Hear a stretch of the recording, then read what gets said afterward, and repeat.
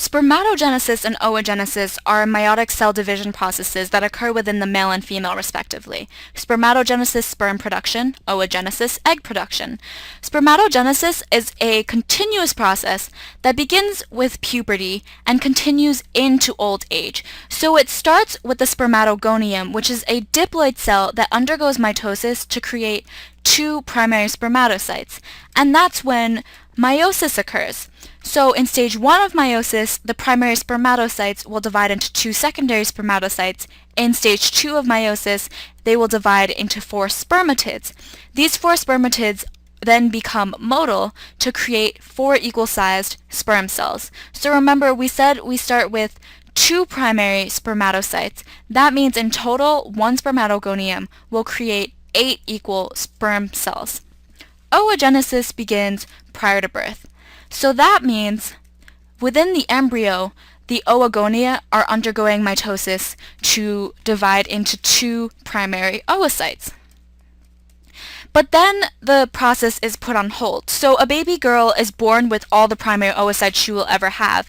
And that's why after a woman reaches a certain age, oogenesis stops. There are no more primary oocytes to initiate meiosis. The production of the egg cell is reactivated when the girl hits puberty, and that's when stage 1 of meiosis occurs. Hormones are released into the body that activate the primary oocyte to divide into the secondary oocyte. The process is put on hold again. Meiosis 2 doesn't begin until fertilization, and you can tell that in both meiosis 1 and 2 of oogenesis, the cytoplasm divides unequally to form one egg and smaller polar bodies. These polar bodies eventually just disintegrate, whereas the egg continues to develop. So one primary oocyte will produce one egg cell, which means one oogonium will produce a total of 2 egg cells in the end. So remember, spermatogenesis, sperm production, starts at puberty, continues into old age, begins with spermatogonium, ends with 8 equal-sized sperm cells.